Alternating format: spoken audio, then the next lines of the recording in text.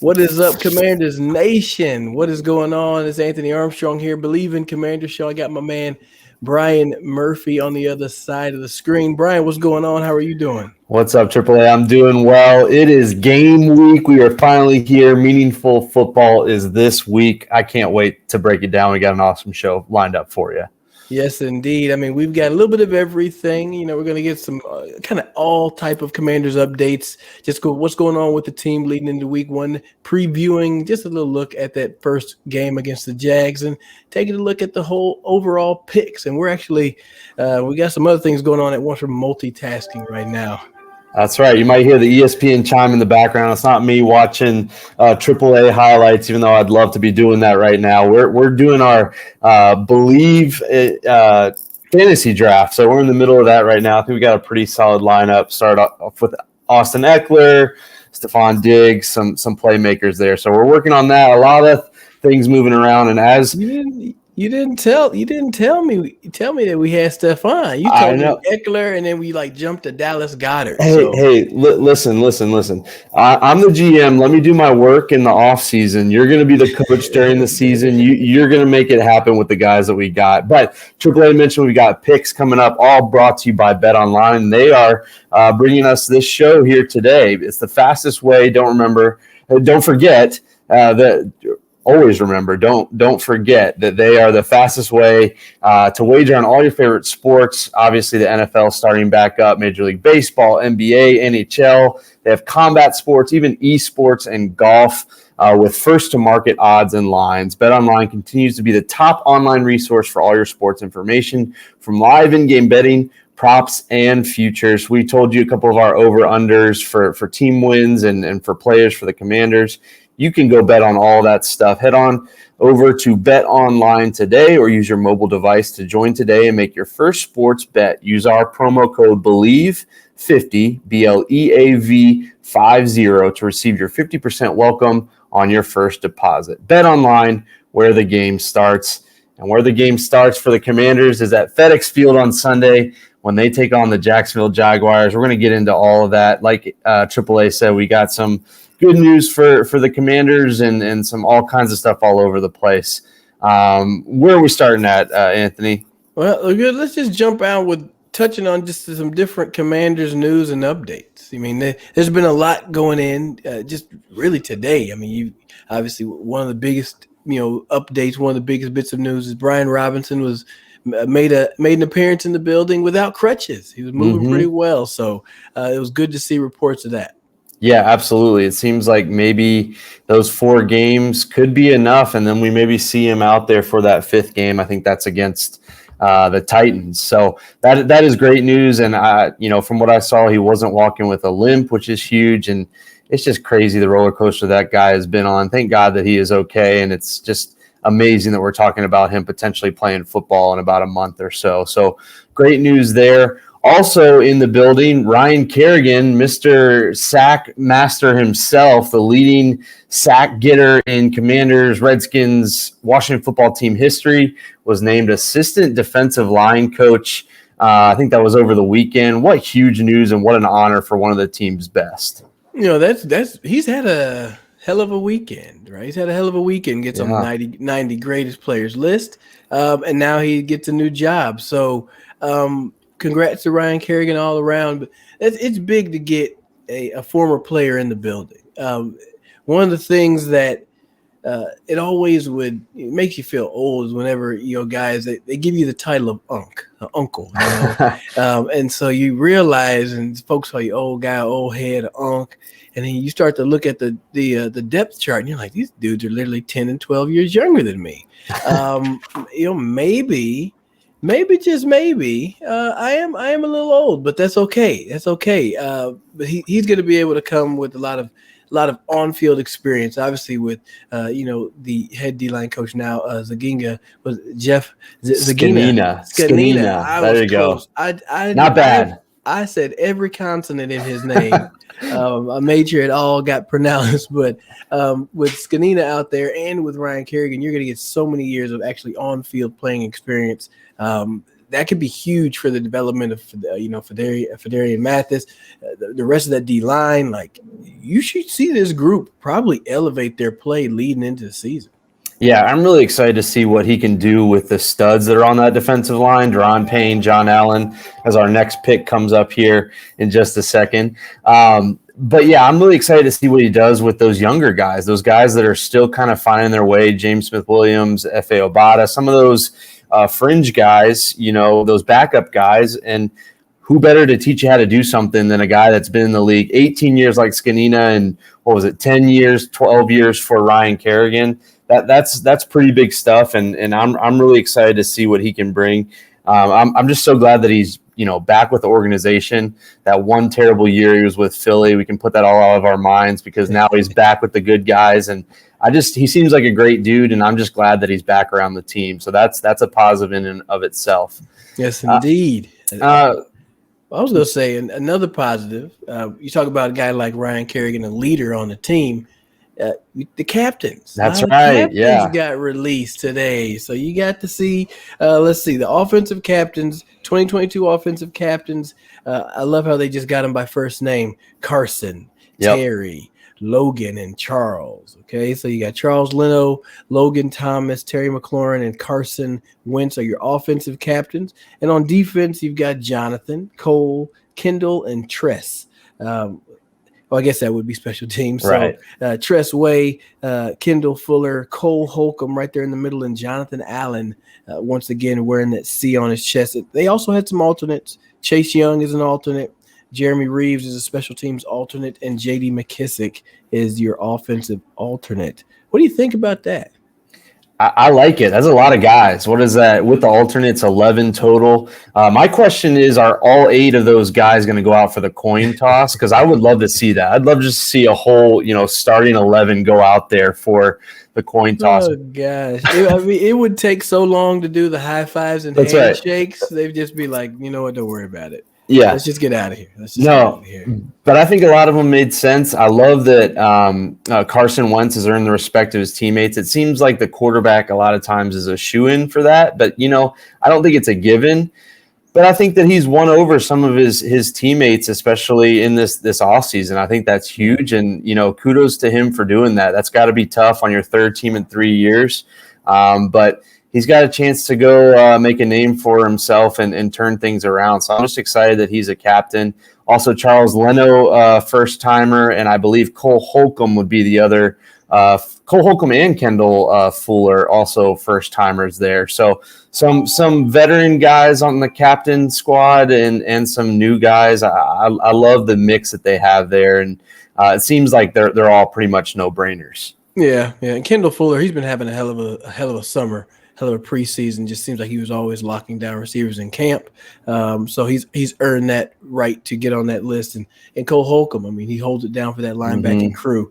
So much congrats to those guys right there. It seems like, Cole Holcomb is one of those guys that's going to be out there for 95% of the snaps. And so it makes sense that he's going to be the guy out there. He's probably your green dot, the guy that's calling the plays on defense. So he really has taken a step. He seemed like a fringe kind of role player, and now he's kind of one of the unsung leaders and now a captain of the defense. So it's really cool to see. And I think all these guys are great choices. And even the alternates, Chase Young, it seems like he's been around the team, even though he's rehabbing his injury, even though he hasn't been out there fully, he's been around the team. He seems like a vocal leader, and we've seen that a couple of years in already to his career. So that's cool to see. J.D. McKissick almost was gone in the offseason, stolen back from the Buffalo Bills, and he's invaluable to this offense. He's not just a third down back. He's a Mr. Do-Everything.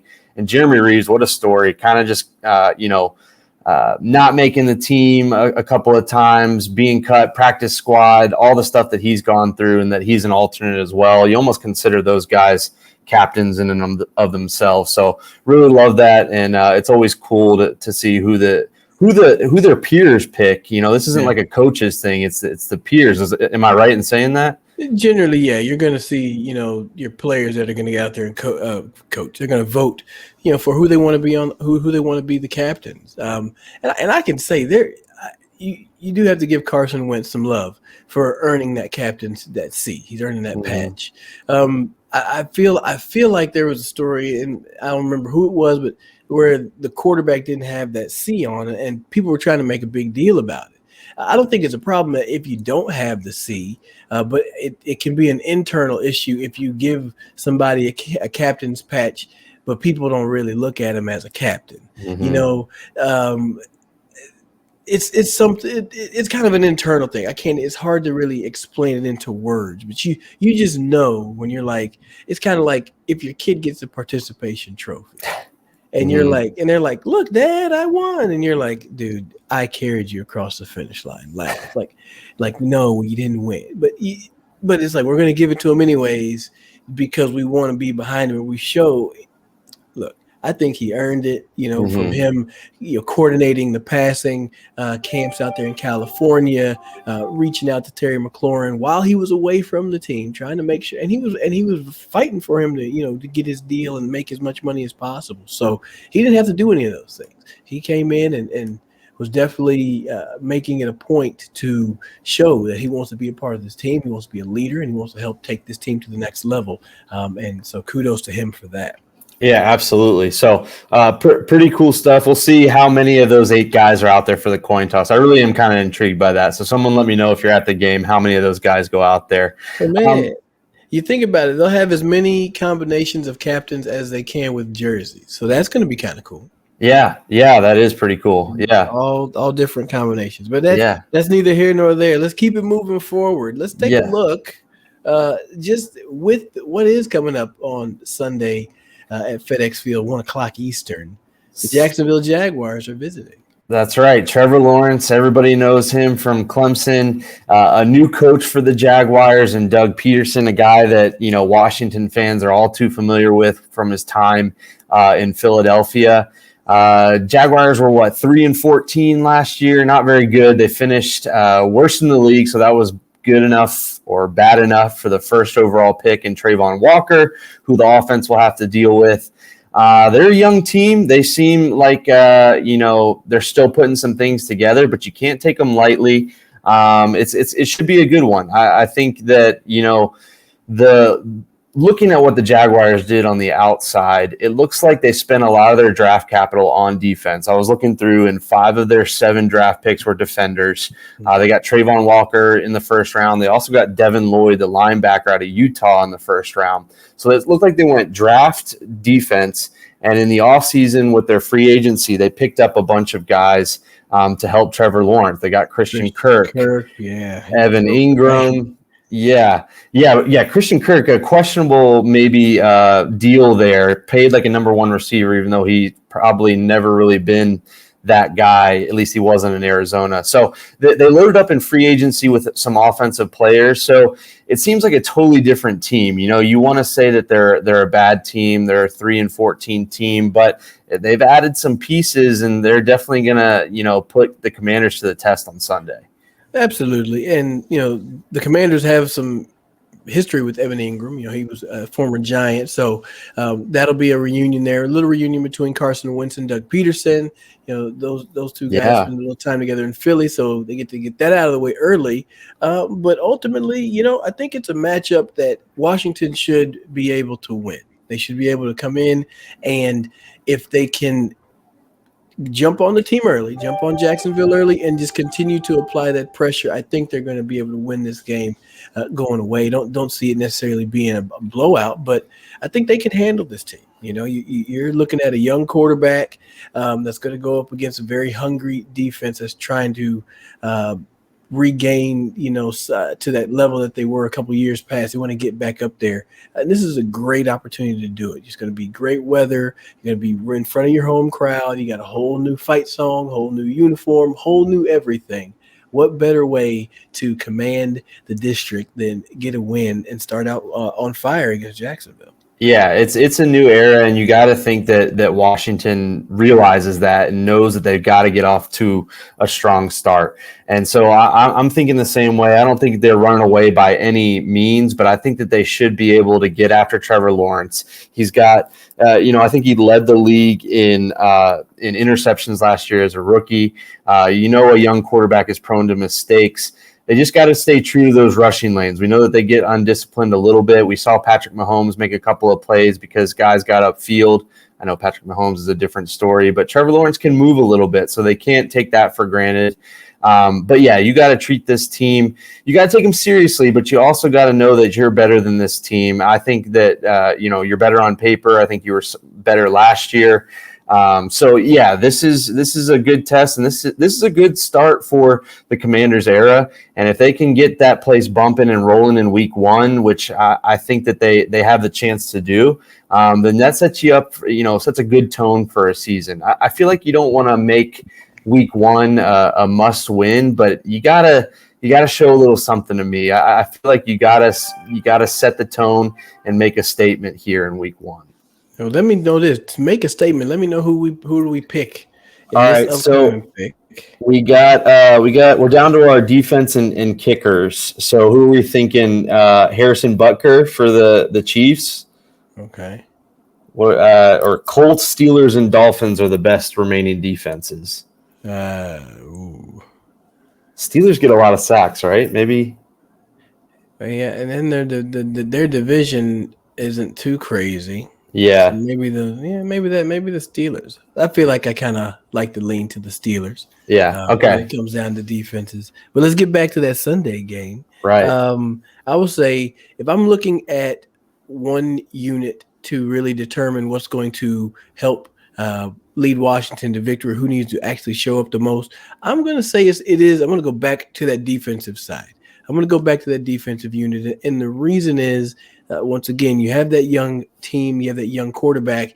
The best thing that you can do is to jump on them early, get some sacks, find a way to get the turnovers. And if you can have a little Ryan Kerrigan juju, get a sack, fumble, take that sucker to the end zone, interception, put in the end zone. You can really get the momentum going for you and stay on the right side. It's hard. It's really hard to overcome a lot of pressure. So I would say that this defense, the defensive line for sure, would really need to start this thing out on fire to make a big difference. Yeah, I agree. And you're going up against a guy that Brandon Sheriff signed with Jacksonville in the offseason. So it'd feel kind of good to get past that guy and get a sack for the home team. So that'll be an interesting matchup to watch, those defensive linemen against Brandon Sheriff. I'm going to go specifically, kind of piggybacking off what you said. I'm going to go specifically, though, to the secondary. I think it's time for Kendall Fuller to take that leap. It seems like his teammates think he's ready to by naming him a captain. William Jackson had an up-and-down season last year. Can they make some plays, make some turnovers off a young quarterback that is prone to mistakes so far in his career? I think Trevor Lawrence is going to be pretty good, but he's still a young guy. He's still getting a feel for the league. Go pick him off a couple of times and make him uneasy. We'll see, though, speaking of the secondary, Cam Curl was not at practice today on Wednesday. We're filming this on Wednesday. He was seeing a doctor. We know that he was in a sling, maybe a cast. What are your thoughts on him playing and potentially what that looks like if he doesn't play? Because it sounds like it's real iffy here midway through the week. The good thing is that, he's on defense. I think we spoke on this before. He's on defense, so he won't necessarily need his hand to catch passes like a receiver would. So, if he is to play, you could wrap it up, put a club on that thing, and he'll just be out there, with a big Q-tip on his hand. But on the flip side, it's early in the year. It's early in the season. You do have some good depth at the safety position. And if you believe in those guys, I think that you could let them roll and say, hey, Cam, let's go ahead and let you sit out this week and not even have to worry about it. Because week 1 to me it's kind of hard to see what you have because some teams are still trying to figure it out. And I don't think it's very helpful to the defense to try to wait and see if Cam is going to play. Hey, if he's not going to play, let's just go ahead and set him out for the week. And then at practice, throw in the people that you do anticipate being there on Sunday so that they can be on the same page. I would hate for Cam Curl to practice, all throughout the week and then be a scratch right at that last 90-minute mark. And it usually comes down to situations where you have a player who didn't get as many reps during the week, who is showing up in a big-time situation, and they're like, I do not know what I'm doing right now. Cam got all those reps. And those things happen. And, I say, let's play a little bit safe. Go ahead and set him out. Obviously, Ron, you don't have to tell nobody. But I say, hey, set him out a little bit, and then you can it could be a week. He can miss a week. It's not a problem. Yeah, absolutely. I think he's a guy that's going to have a big season. And, as much as you want a guy out there for all 17 games, that's not always the case. So I'm okay with letting him sit and letting your backup captain, Jeremy Reeves, get in there and make some plays in week one. Real quick, if you had to pick an unsung hero for the Commanders, who would you go with? Who makes an impact that we haven't been talking about? We know Terry McLaurin's going to be out there. We know Carson Wentz is going to be out there. Antonio Gibson, Jonathan Allen, all those big studs. But who is a guy that is an unsung hero for you that maybe makes a game-changing play or makes a play that really tilts us in the favor of the Commanders? Man, that's one hell of a question. Can I give you mine as you think? Yeah, absolutely. Go ahead. I tweeted this out a couple days ago. I can't remember what day it is now, but a few days back, I had a dream, a literal dream. This shows you how much I'm ready for football. But I was dreaming about my team already playing in week one, going up against the Jaguars, week one, FedEx Field. It's already happened in my dreams. And Jamin Davis had a game-sealing interception. So I hope that is the case. I hope he picks off Trevor Lawrence to seal the game. But I could totally see him making a play in the backfield. We know he's athletic. We know that, there's been some questions about, is he legit? Did he warrant that first-round pick? So Jamin Davis makes a big play in week one. Maybe it's a pick, maybe it's a play in the backfield, but I think 52 is out there kind of flying around, making a name for himself, and that he is our unsung hero for the Commanders come week one. I like that, man. If I had enough space to stand up, I would. I give that man a round of applause. I mean, shoot, Jamin Davis.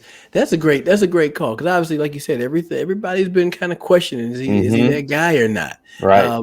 And there's no better way to get the confidence on your side than making a big play in the game, and that's going to come down to film study. Like, has he really been absorbing the game like that? Has he really been paying attention to the schemes, and what do you see from these these NFL quarterbacks and NFL offenses? So I like that pick. I'm going to go to the offensive side. Okay. I'm shocking that the receiver goes to the offensive side. Yeah. I'm going to try to stay out of the receiver room. Okay. I feel that I got two choices. I want to either I'm going to that tight end room, but I don't know who's going to be there. I'm going to go with Antonio Gibson. Okay. I'm going to go with Antonio Gibson. Very similar reasons, as to Jamin Davis. And, but we know the recent struggles. Right. Hey, you know what? Hey, now it's like, look, unfortunate situation with Brian Robinson, obviously. But, hey, now you get to go back in. You're going to be the starting dude. So go out there and go play your ball. Play ball. He can play relaxed. I look forward to him to having a lot of success this game. I mean, Jacksonville, they made some additions on defense, but – I think Washington's going to be able to make some plays. I think Antonio Gibson's going to be a little bit of a matchup problem for some of those linebackers. And so Antonio Gibson, that'll be my unsung hero.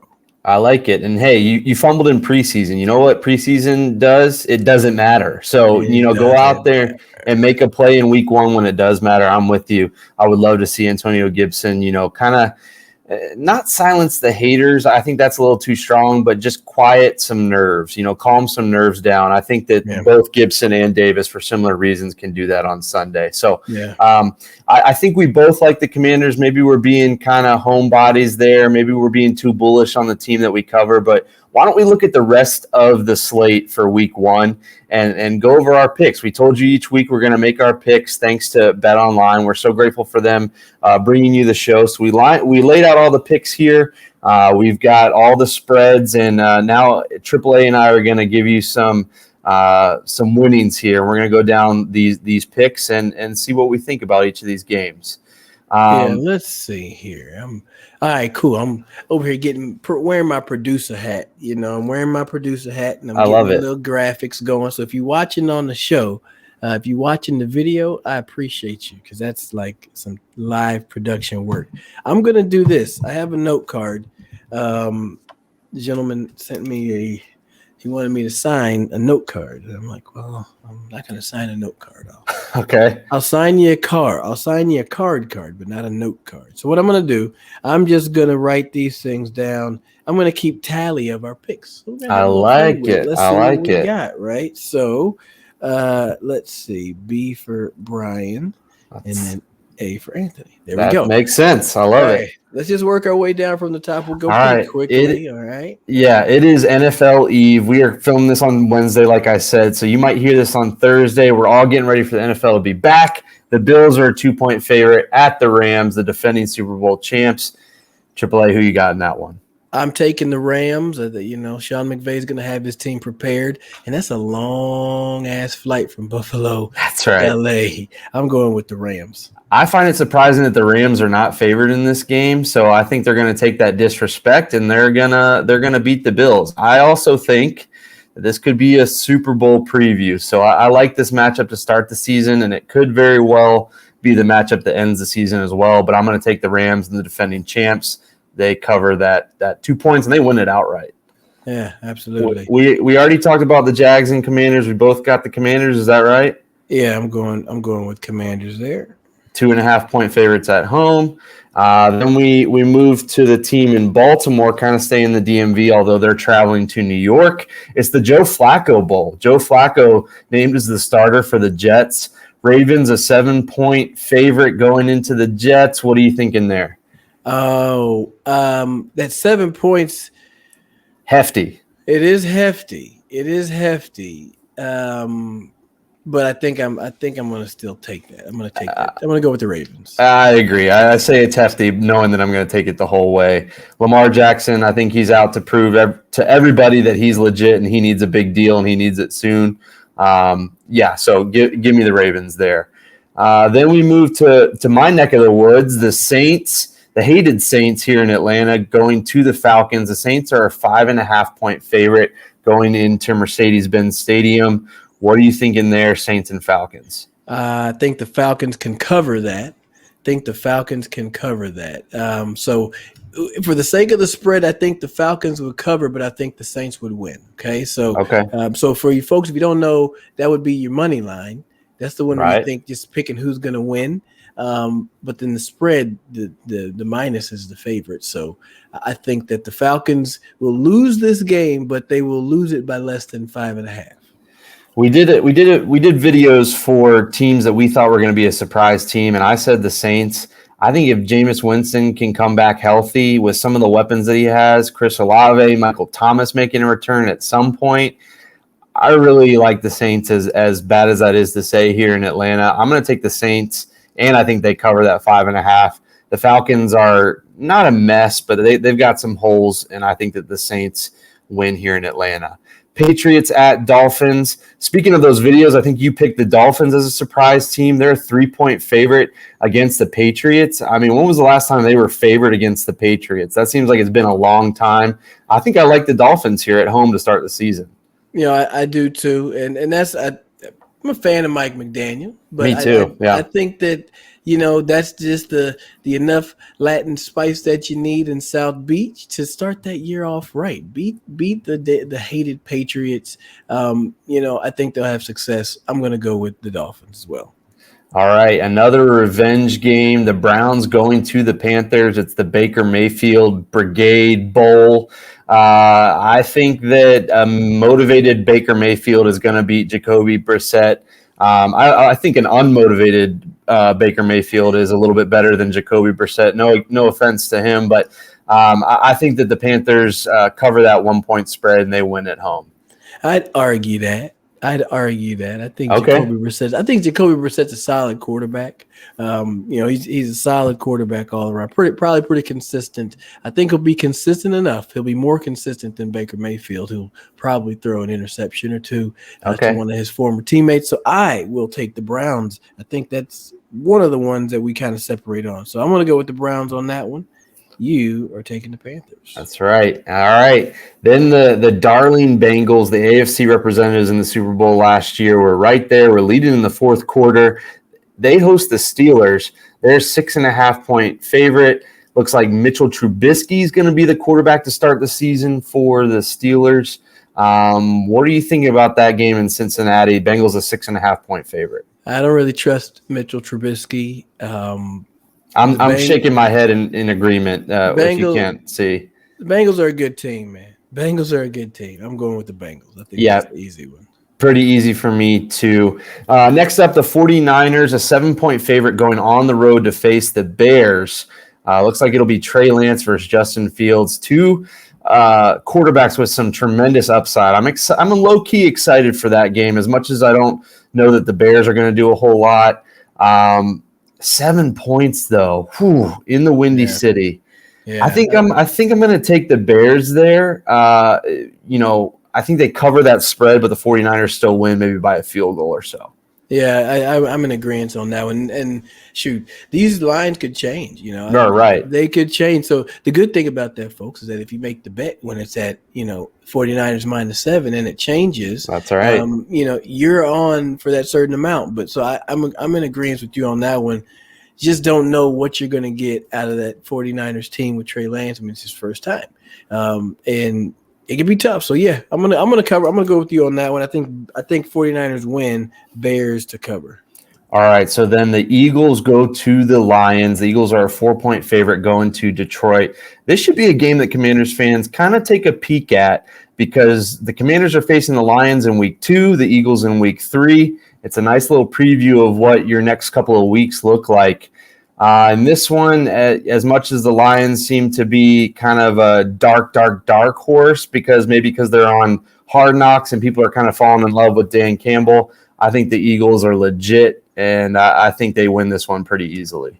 Yeah, I'm with you on that one. That's one of those games that'll probably get turned off early. An assumption. I mean, I like Dan Campbell, but I think the Eagles, they made some great additions, so I'm going Eagles as well.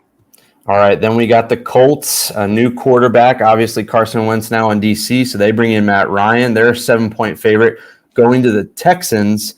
What do we think about that AFC South matchup? 7 seems a little hefty, but I do think that it'll end up being the Colts. I think they'll cover. I do too. I'm going to take the Colts on the road as well. A lot of road favorites, like heavy road favorites, by 6 and 7 here, at least on a Wednesday afternoon. Like Anthony said, this could change. So lock them in, get to Bet Online as soon as possible, and get some of these in. But then we go to the Chiefs going on the road to the Cardinals. I feel like that could be a sneaky upset there if the Cardinals put everything together. That being said, I like Mahomes and the Chiefs to go on the road and start the season strong. Yeah, I'm going with the Chiefs. I mean, no DeAndre Hopkins. On the road is tough, but I still think the Chiefs are they're really good. Mm-hmm. They're really good, and they're going to go ahead and cover this one. And then an NFC North matchup to start the season. Aaron Rodgers, a 1-point favorite going to Minnesota to face Kirk Cousins. I think I like the Packers. However, I could totally see this game being a Kirk Cousins specialty where he just lights it up for 300 yards and 3 touchdowns and somehow beats the Packers. But I'm going to go with the safer bet in that Aaron Rodgers is going to own the NFC North, so I'm going with the Packers.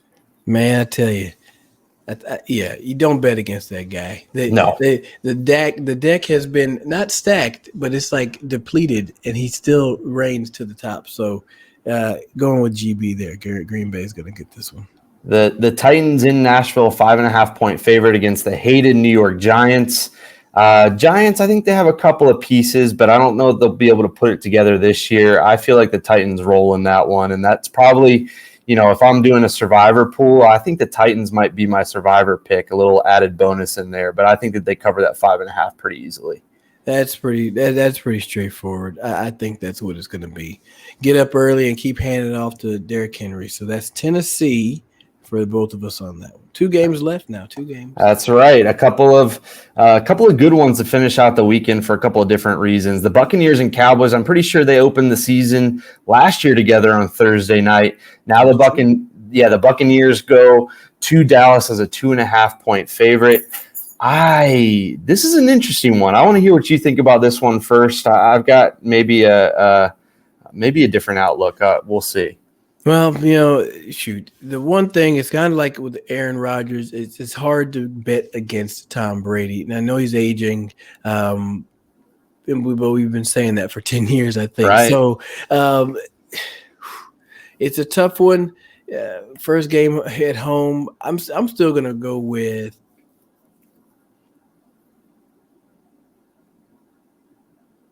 Okay, sorry, that was too much dead air. I'm gonna go. I thought you froze for a second. I was like, "Oh no, wow!" I did freeze. Like my mind is saying pick Tampa Bay, but then something tells me that you just may get one of those early season Cowboys that come out and just get going. But honestly, I'm gonna stick with the Buccaneers. No, Tyron Smith is a big problem. We don't know what they're gonna look like, so I'm gonna go Bucks. I agree with a lot of what you said. However, I think that Tom Brady being off for 2 weeks, whatever the reason, whether it was a reality show or a Masked Singer, whatever it was, family issues, I think that it's going to take him a second, maybe a couple of games to get in a rhythm. I think the Cowboys steal this one, as much as I hate to say it. I think they're kind of hearing that they don't have anything left, that they traded Amari Cooper, that they Tyron Smith, their season's over. Ezekiel Elliott can't run anymore. I think the Cowboys kind of have a prove it, statement game in week 1. And I think that they kind of shock the Buccaneers and win that one in Jerry World. Yeah, especially I would think that their odds of winning the division had dropped whenever that injury happened. Yeah. So that's one thing to consider. Last game, a little revenge matchup. The NFL, they have been setting up these matchups. They set up the ones that the running back Super Bowls, and then they get like former players to go against their previous teams. So Russell Wilson makes his return to Seattle as a Bronco to face Pete Carroll and the Seahawks. Well, Pete Carroll will be on the sidelines, but yeah. What do you think? I think 6.5 points for Denver. I think as much as Seattle is still going to have a home field advantage, I still have to go with Russell Wilson over Geno Smith. I think that he will be coming back to prove that he is still the real deal. If it was amicable or not, however it happened, it ended, and he's back to show off his new toys. I think the Broncos win this one pretty handedly. I think that's an easy bet. The 6.5, it may scare you off, but I think it's Russell. He's a guy that just always just had the ability to win games. I wanted him to be in Washington when he got drafted. So he just always finds a way to win. I don't think that that's going to change today. So thanks for those picks. I got those all written down. I'll track them as we go. We'll probably update them throughout the season, guys. But once again, guys, make your way over to Bet Online. Use our code Bleav50. That will get you a little discount there. Okay, everybody wants a little discount, save a little money. So, Brian, it was fun. I enjoyed you. I enjoyed this. Football is back. That's right. We're gonna hopefully we're gonna be talking about a win on Sunday. Either way, obviously that's what we're hoping for. But either way, football is back. Thursday night, Sunday night, Monday night. It is here. It is the regular season, and we are just getting started on our coverage. Thank you guys for joining us. Hope you were able to listen and watch and both and all that. Check us out on socials. We'll post our picks and stuff throughout the year as well. All right, folks. Y'all have a good one. Stay strong, and I'll holler at you later. Be good.